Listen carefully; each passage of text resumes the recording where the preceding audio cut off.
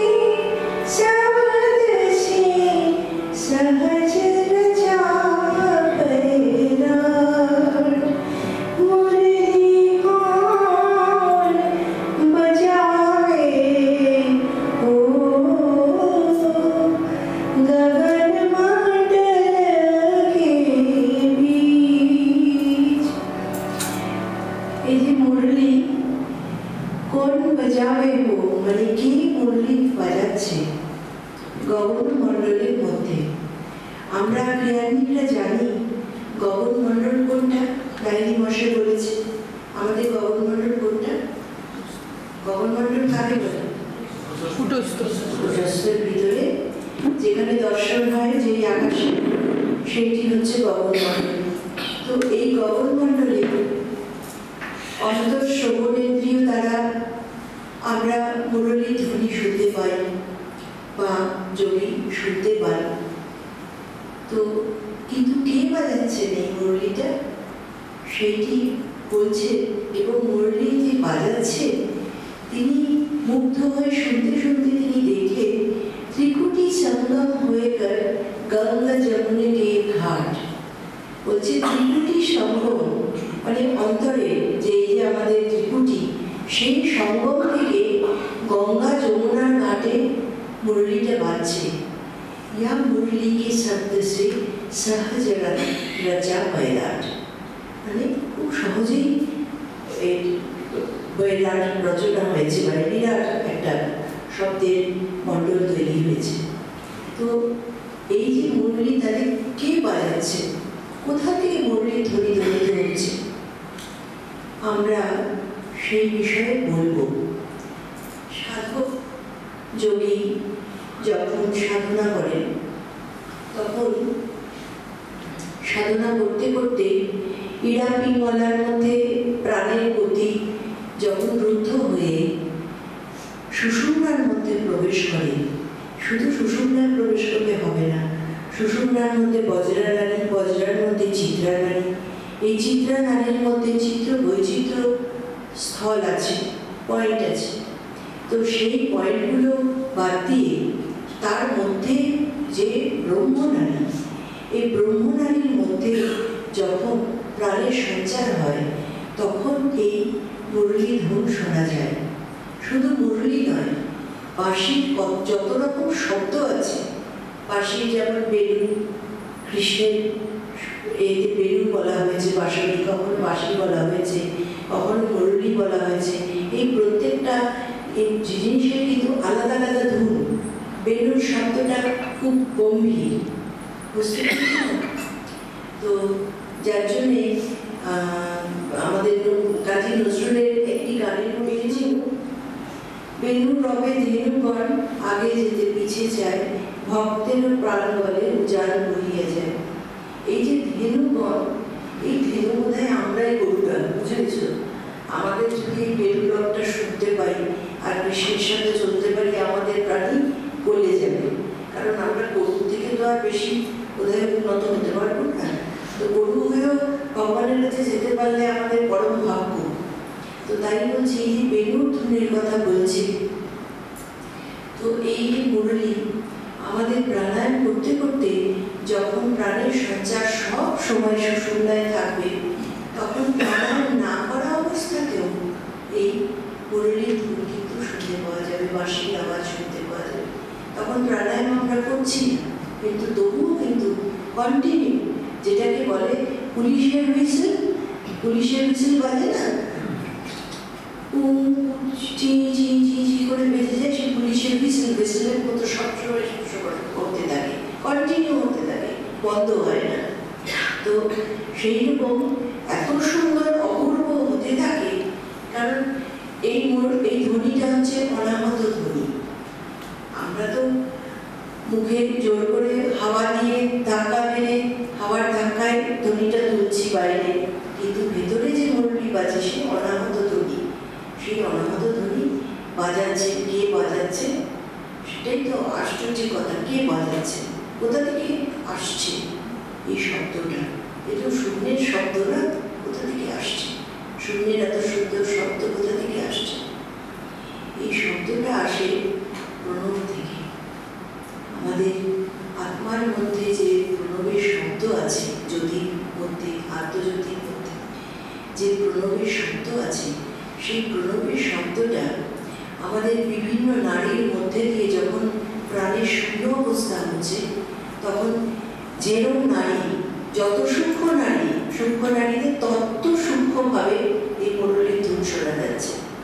প্রত্যেকটা চক্রে শুধু তো ইরা পিঙ্গলা যুক্ত নয়, অনেক মানে দেবদত্ত, ধনঞ্জয়, কৃগর, এরকম কুর্ম, নাগ, এছাড়াও মানে শৌখিনী নারী, চিত্রিণী নারী, এ নারী বিভিন্ন, তাছাড়াও ৭২,০০০ নারীর মধ্যে দিয়ে যখন ৭২,০০০ নারীর মধ্যে কুম্ভ হয়ে মানে শূন্য হচ্ছে, সেই ৭২,০০০ নারীর মধ্যে এই মুরলির কনসার্ট বাজতে থাকে, বেলুন মুরলি সব বাজতে থাকে।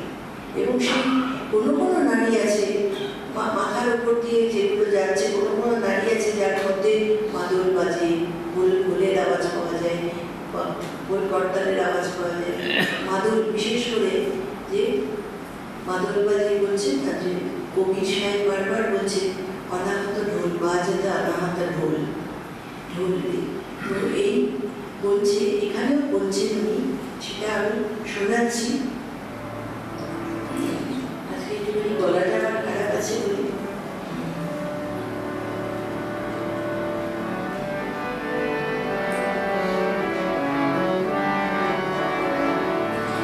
गंगा जमुन बीच मुरली बाजे, उत्तम दिशे धुन मोही, वाह मुरली को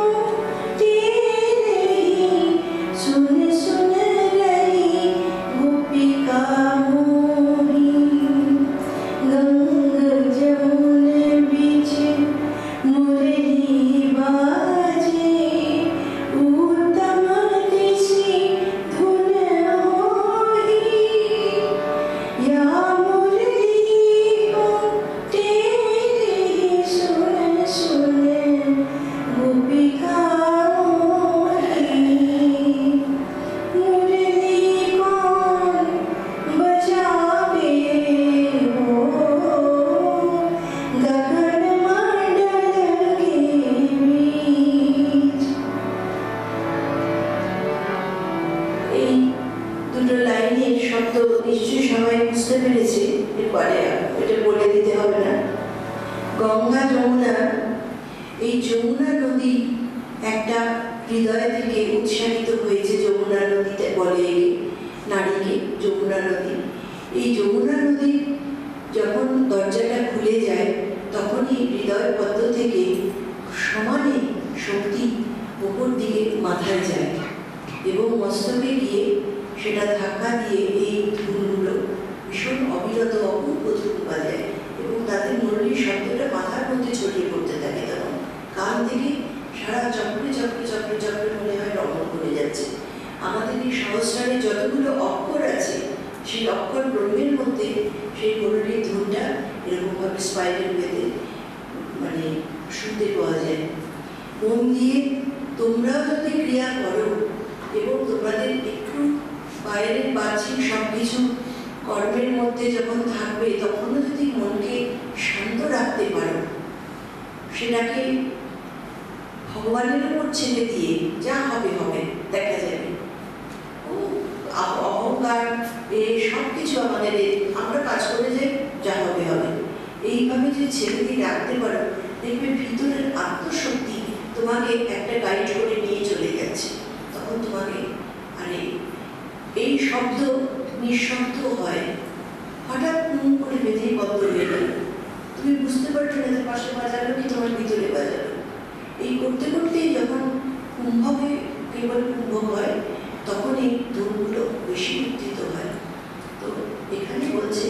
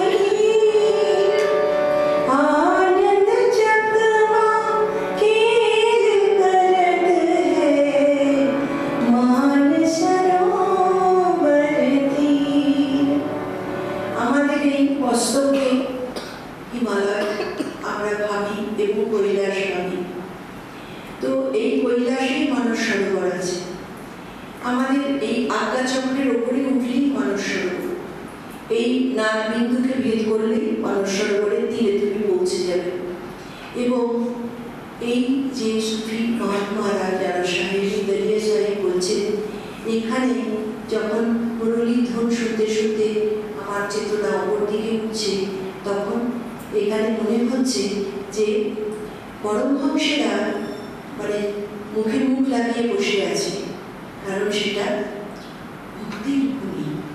মানস সরোবরে তীরে সেটা ভক্তির জায়গা, সেখানে ভক্তি, সেখানে এই এরা বসে আছে এবং সেখানে মহা আনন্দ অনুভব হচ্ছে, আনন্দ অনুভব হচ্ছে এই মানস সরোবরের তীরে। তারপরে বলছে দেখো এবার মাথায় গেল, বললাম না মাথায় বাজে शब्द धून मृदंग बजत है, बारहमास बसंत अनहद ध्यान अखंड आतुर में धारत सबरी संत। शब्द धून मृदंग बजत है, बारह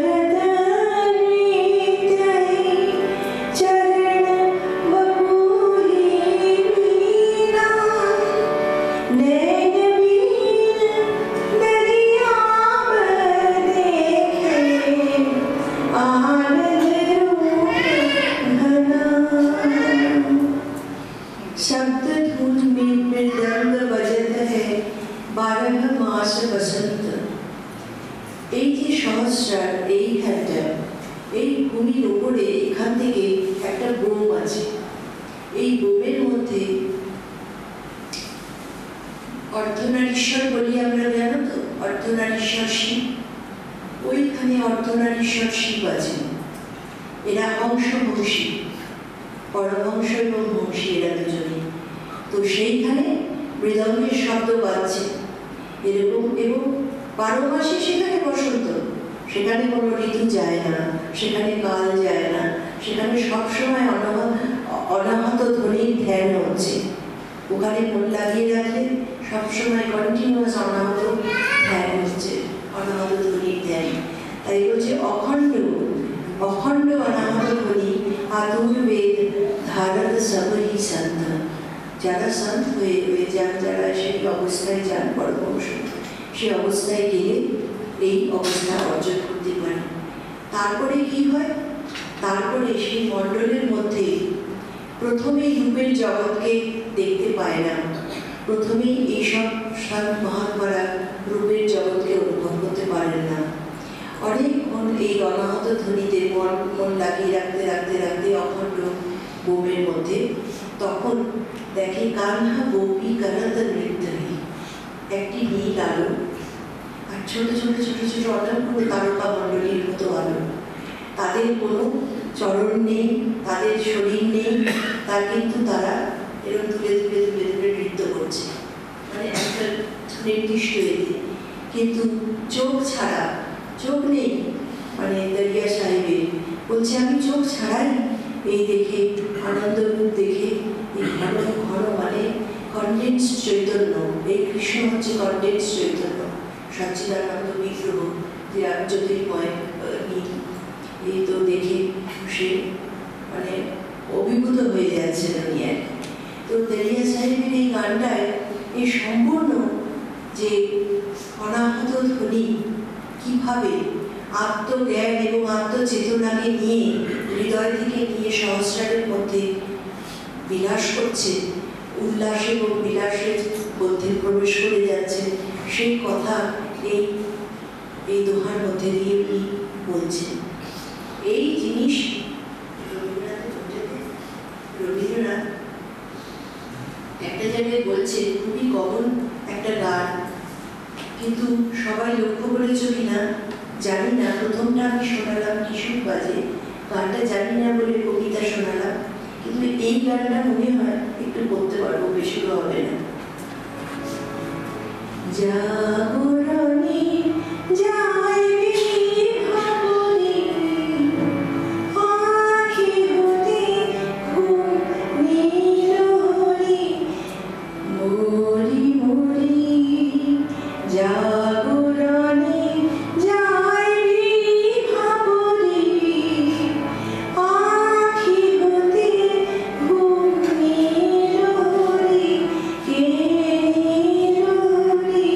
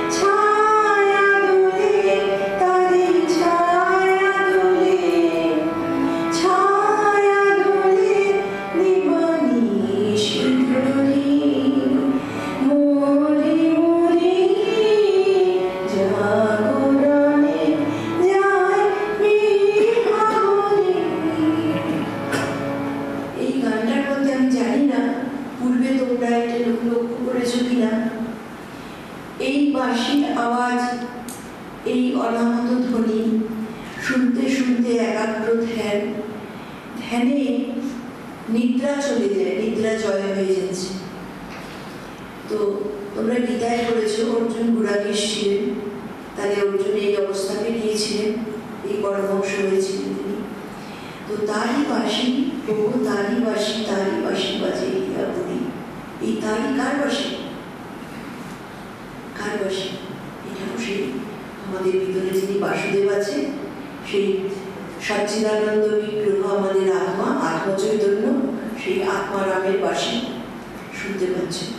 জানি না এই গানটাকে এইভাবে সবাই চিন্তা করেছিল কিনা, তো আমার মনে হয় না, কিন্তু রবীন্দ্রনাথ মানে ঈশ্বর প্রেমের প্রেম নিয়েই কিন্তু এটা লিখেছিলেন।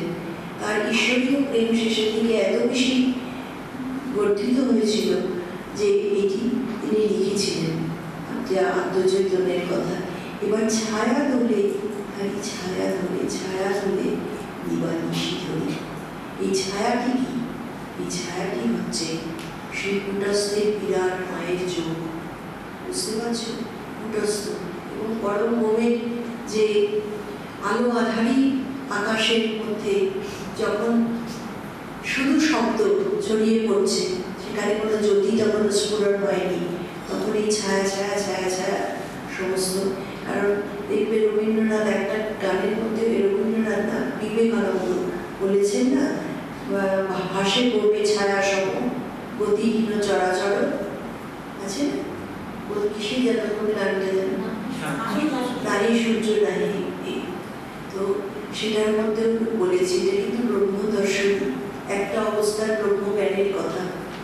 তো এই দেখো একই অনুভূতি বিভিন্ন লোক বিভিন্নভাবে প্রেজেন্ট করছে, তার অনুভবের মধ্যে বিভিন্নভাবে বিভিন্ন ভাষায় বিভিন্ন রকমভাবে প্রকাশ হচ্ছে ভাষার মধ্যে দিয়ে।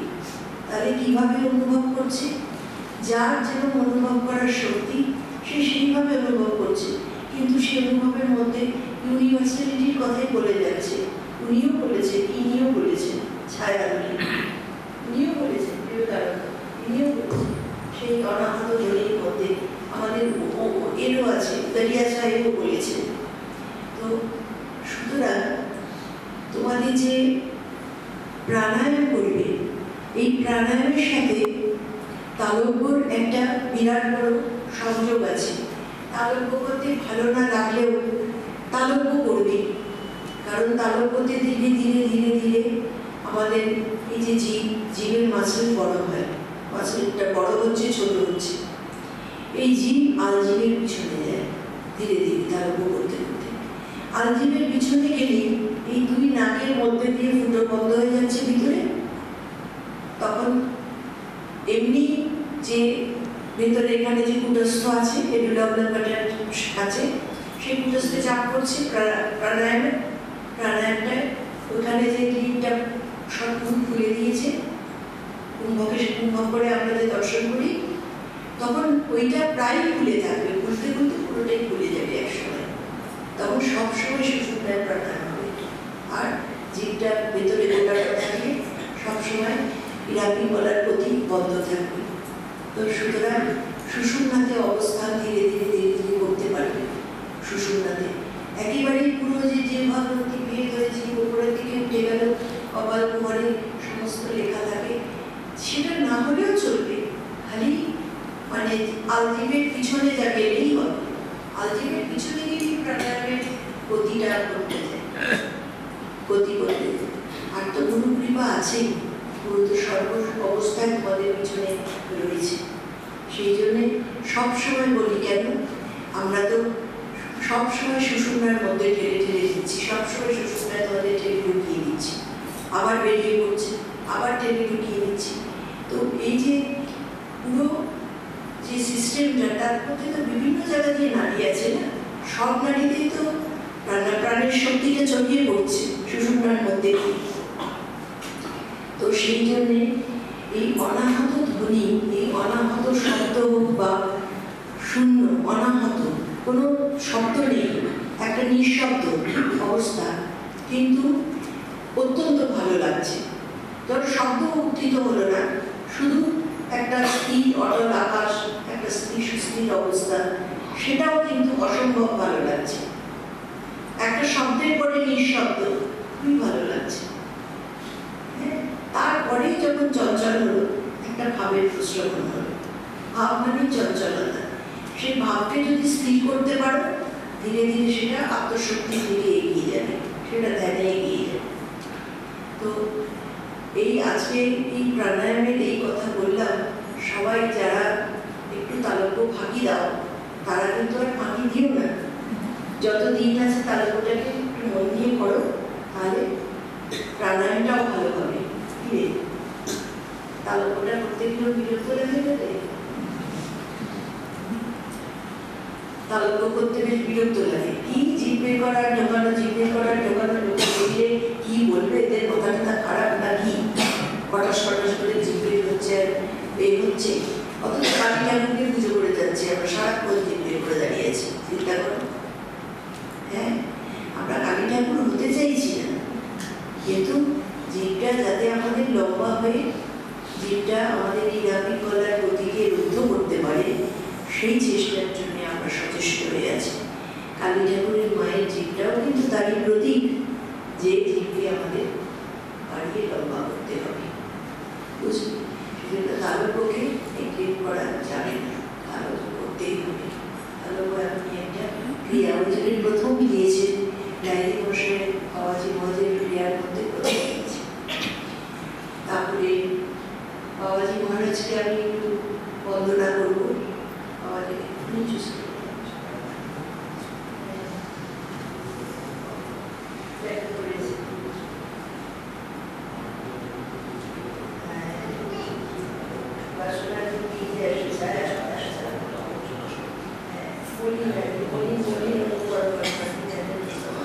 ছায়া দলে তাই ছায়া দলে, ছায়া দলে দেবানি। কিন্তু ওই যে আবর্জনার সমাজ জিনিস যদি বাঁশি বাজে, যে তারই বাঁশি, যখন তারই বাণী যখন এসে গেছে, তখন কিন্তু সে আবর্জনাটা থাকতে পারে। এটা ভুল ব্যাখ্যা হয়েছে। যখনই তোমার মধ্যে বাণী প্রস্ফুটিত হবে, যখনই তোমার মধ্যে বাঁশির আওয়াজ প্রস্ফুটিত হবে, যখনই তোমার মধ্যে সুষুম্নায় মন থাকবে, তুমি বিশুদ্ধ অবস্থায় চলে যাবে। সেখানে তো স্থির অবস্থা, তোমার তো কামনা বাসনা আসতে পারে না সেখানে। তার হ্যাঁ অনাদি আনন্দ শুদ্ধ সেটা হতে পারে, কিন্তু আসলে তা নয়। এই ছায়াগুলো যে ভাসের বকে ছায়া সম গতিহীন চলাচল, আমাদের চলার যে মানে প্রকৃতির যে উপাদান, সেগুলো মলিন নাও হতে পারে, মলিন নাও হতে পারে, মলিন হয় মায়া শুরু করে। কিন্তু সেই ব্রহ্মচেতনার মধ্যে মায়া কোথায়?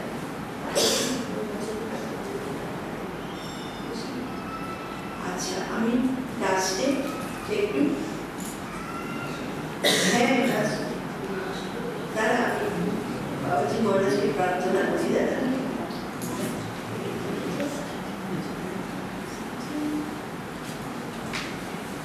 আপনি কথাই বুঝতে পারি নাই, মহাত্মাদের এক একটা যারা বিয়ে হয়েছে, জানি না আজকে আপনার বসে এই একটার কথাই মনে হলো যে বলি, প্রাণায়ামের কথা বলি, অনেক তো কথা বলি।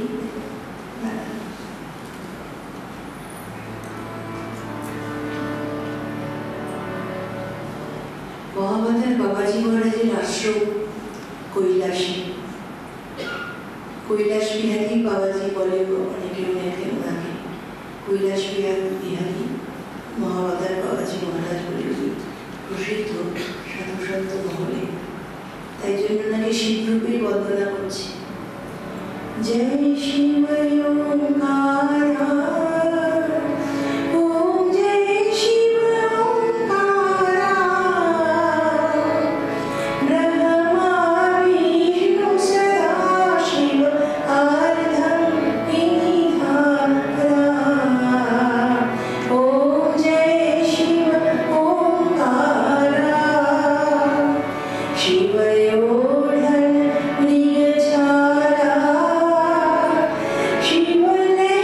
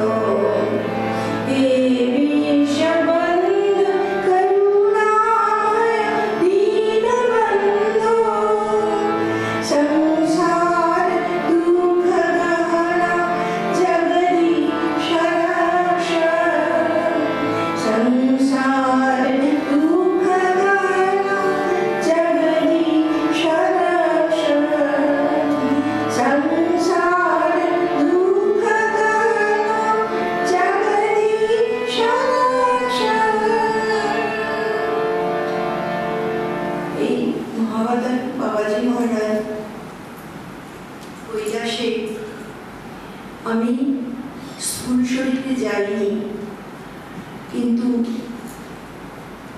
আমি যেভাবে তার আশ্রমকে দেখেছি সেইটা খুব অদ্ভুত। আমি আশ্রমের ভিতরেই নিজেকে প্রথমে দেখেছি, ওর বাইরের যে প্রকৃতি বা সেটা ফেরার সময় আমি সেই হিমালয়, বিরাট হিমালয় কৈলাস পর্বতকে দর্শন করেছি।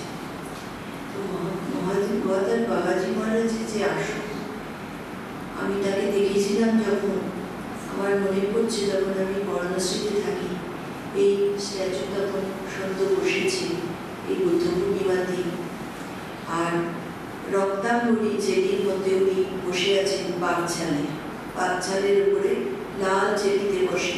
আমাকে বললেন এটা আমার আসন, বাঘের ব্যাঘ্র এর মধ্যে লাল এতে বসে আছি আমি।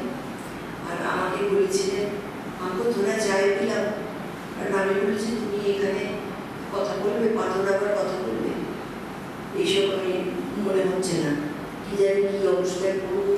কিন্তু আমাকে পরে দেখি আমি একটা ভিশনের মতো দেখি, ওই পাথরের জায়গায় মূর্তির জায়গায় উনি বসে আছে আর বলছে আমাকে চাই দিলাম দেবো। তখন আমাকে ওই আসনটা দেখালেন, ওখানে বসে আছে।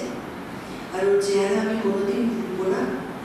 বাবাজি মহারাজের যে আসল চেহারা, এই যে ছবি বলো বা এই বলো, কিছুটা সাদৃশ্য আছে, কিন্তু একবারে নয়। কিন্তু গয়ার যে বুদ্ধদেব বা বুদ্ধ গয়ার, তার সাথে অনেকটা সাদৃশ্য আছে। তার চোখে, তার নাকে, তার ঠোঁটে, তার মানে এই মুখে আদলের অনেক সাদৃশ্য আছে। তো এই মহাবতার বাবাজি মহারাজের মানে মহিমা অনন্ত, সেই মহিমার কথা বলে শেষ করা যাবে না, কারণ ইনি সনত কুমার ঋষি।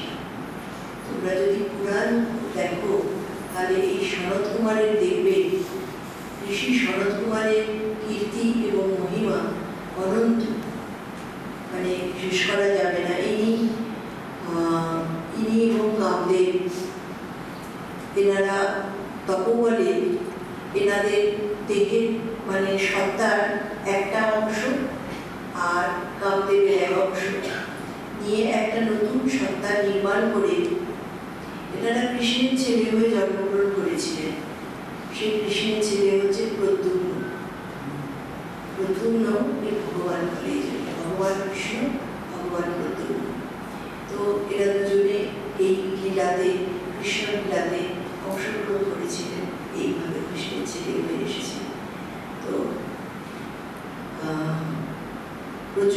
প্রচুর তাদের রয়েছে, কৃষ্ণের সাথে তাদের প্রচুর লীলা কাহিনী। কিন্তু একটা তাদের বুদ্ধদেব হয়ে, মহাবতার বুদ্ধ হয়ে তো কত লীলা করে গেছেন। কিন্তু এক জন্মের তপস্যা না, কয়েক জন্মের তপস্যা সঞ্চিত হতে হতে সুষুপ্তির শক্তিতে, সুষুপ্তির মধ্যে যে সমাধির শক্তি আছে, সেই সংকল্প শক্তি সুষুপ্তির মধ্যে দিয়ে সবসময় সেখানে ওই একই সংকল্প করতে করতে করতে করতে একদিন বুদ্ধ অবতার তিনি নিয়েছিলেন। একজন্মে সেটা করা যায় না। এই যে রামকৃষ্ণ পরমহংস, তিনি একজন্মে রামকৃষ্ণ পরমহংস হননি, তিনি বহু জন্মে তপস্যার ফল এই রামকৃষ্ণ পরমহংস।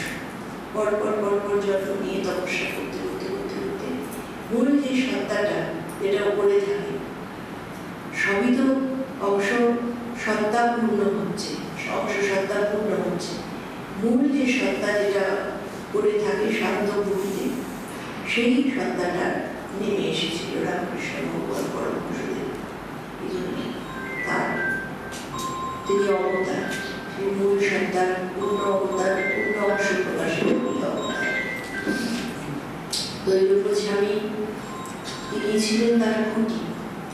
দৈব স্বামীকে খুঁটি করে বহু জন্ম তপস্যা করে মনটা নেমে এসেছিল বলরাম শক্তি। বলরাম হচ্ছে বিশ্বগুরু, বলরাম শক্তি বিশ্বগুরু। রামকৃষ্ণের দেব বিশ্বগুরু শিক্ষা দিতে এসেছিলেন। আর দৈব স্বামী খুঁটি ধরে বসেছিলেন। খুঁটি যেন সনাতন ধর্মের খুঁটি ধরে বসেছিলেন 300 300 বছর ধরে সাধু সন্ত মহাত্মা সনাতন ধর্মের সব রকম বেদান্ত তন্ত্র সব ধরে বসেছিলেন দৈবত স্বামী যোগী, হঠযোগী তো বটে, সিদ্ধ যোগী। এছাড়াও সে তো বড় তন্ত্রসিদ্ধ পুরুষ। অঘর দৈবত স্বামীর মধ্যে ওই অঘর আছে না, দৈবত স্বামী ধারা একটা সূর্যানন্দগিরি, মহানন্দগিরি, এটা তো অঘর। আবার যোগীদের মধ্যে দেখো অনেক যোগী আছে, যোগীদের একটা ধারা রয়েছে, আবার বীরদের একটা ধারা রয়েছে, ওনার ধারার শেষ নেই। ওনার সাথে মহাবতার বাবাজি মহারাজের, তোমাদের বাবার সাথে বাবাজি মহারাজের আজকের সম্বন্ধ নয়, প্রাচীন যুগ থেকে একটি বৃদ্ধতার সম্বন্ধ। তো আমাকে সংযোগ নাটক হয়েছিল আমার জন্মদিনে এক সময়। তো যখন বাবা ছেড়ে চলে গেলেন দুর্গাপতিকে, তখন সবার মনের মধ্যে খুবই কষ্ট হয়েছিল। দুর্গাপতিও সাথে সাথে দেহ ছেড়ে দিলেন। বাবা কেন ছেড়ে চলে গেলেন, কেন ছেড়ে চলে গেলেন? তো আমি সেটা গভীরভাবে চিন্তা করেছিলাম।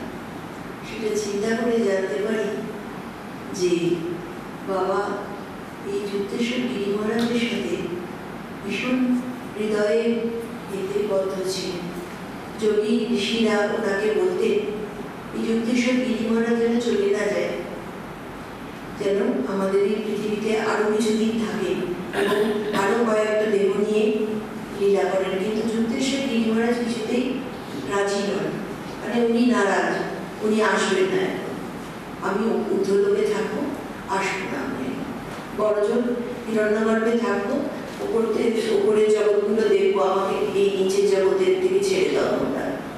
কিন্তু বাবা ওনার পিছনে পড়েছিলেন এবং বাবাকে উনি খুবই ভালোবাসতেন যুক্তেশ্বর গিরি।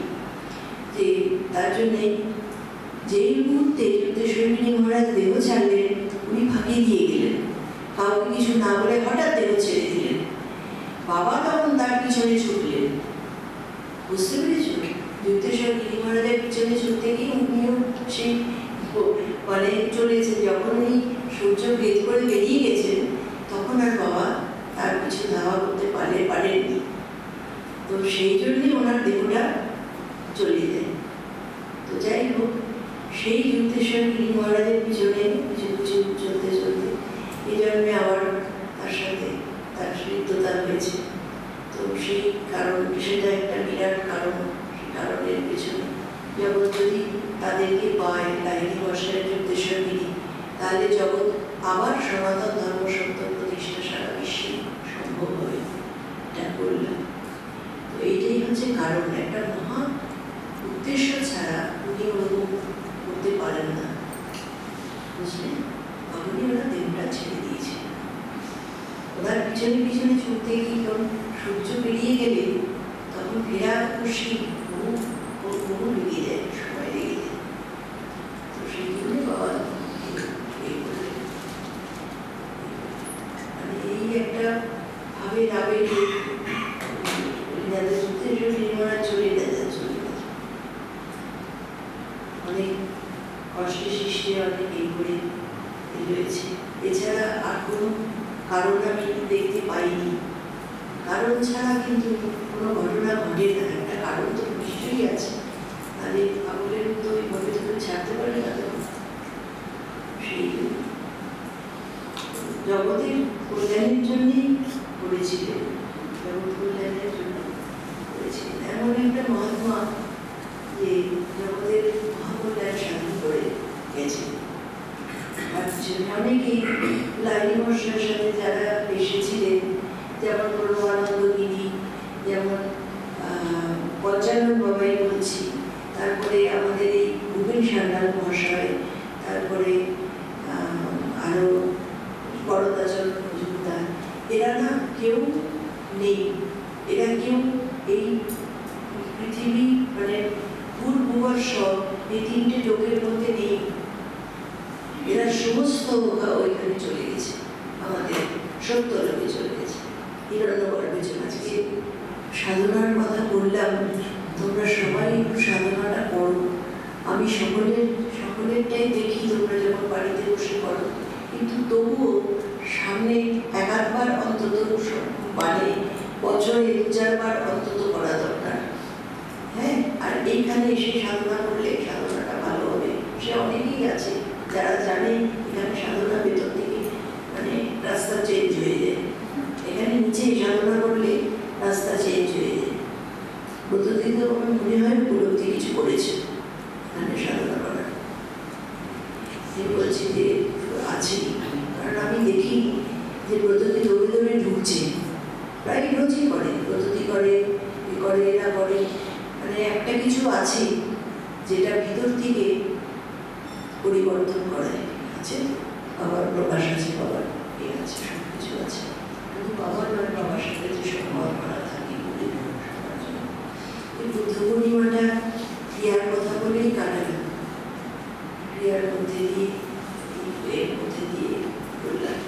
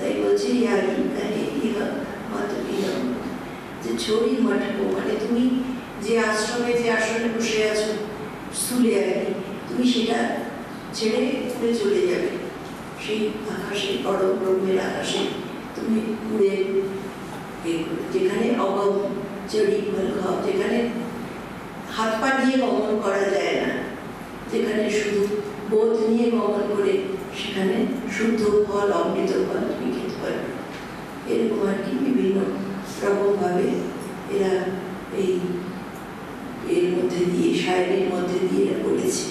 তো আমি আমার বলার উদ্দেশ্য যে এই সুষুম্নার মধ্যেই কিন্তু আসন লাগাতে বলছে।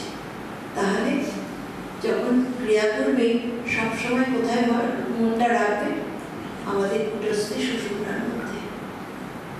সুষুম্না একদম কুটস্থের মধ্যে রাখবে, মানে একদম সেন্টারে মনে রাখবে যেন সুষুম্নাতে মন থাকে, এটা ধারণা করে নিতে হবে।